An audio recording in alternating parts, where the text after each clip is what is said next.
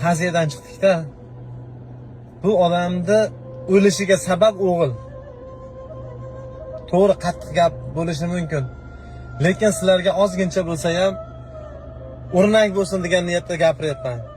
Ekspert o'ynaydigan mujik. O'g'il bola emassan sen. Otani o'ldirib chiqaverishda pastga qarab turibdi. Otani o'ldirib deganim nimasi? Aytaymi? Bu qarang, bu ota bu bolani o'qitdi, yedirdi, ichirdi, Toshkentlarda o'qitdi-da. Bu nonko'r deymi endi buni, bilmayman. Nima deydi bilmadim-u. Bu sizlardan xulosa.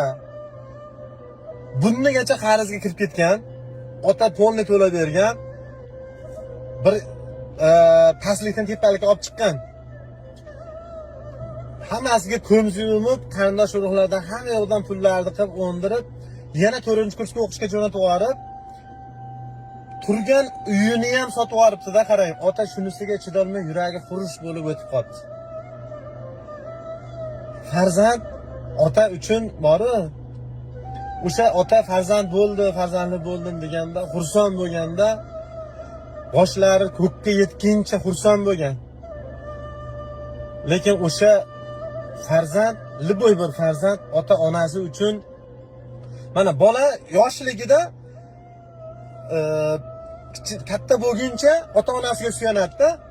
Keyin ota 40 dan 50 dan o'tgandan keyin bolaga suyanib qoladi-da. Suyanadigan joyida naborat bu mushlab urib, oriyatga, nomusga chidolmay shu ota yuragi xuruj bo'lib o'ldi. Ekspert o'ynaydigan aka-ukalar, ko'zlaringizni vaqtida ochinglar. Hech qachon yengildan kelgan pul tatimaydi. Yengildan kelgan pulga misol bir imorat qilib, bir mol olib, mashina olib minalmaysiz. Halolidan bersin, pokidan bersin. Ota-onani qadriga yetinglar, aka-ukalar. Nechta odamlar xorizor bo'lyapti, uy-joysiz qolyapti. Hech kim boy bo'lmaydi. Iloji boricha shu videoni maksimalni tarqatib yuboringlar. Mana men hozir ta'ziyadan chiqdim. Mana shu ekspert taqasidan bir oilani otasi o'ldi. Oila ko'chada qoldi. Jonlaringiz sog' salomat bo'lsin. Maksimalni shu videoni tarqatib yuboringlar. Ekspert o'ynaydigan aka-ukalar, vaqtida aql yig'inglar. Bugun vaqtlaring bor. Ertaga shu insonni holiga tushmanglar. Qo'ldan qancha ketgan bo'lsa, o'shandan keching yutuqsizligi.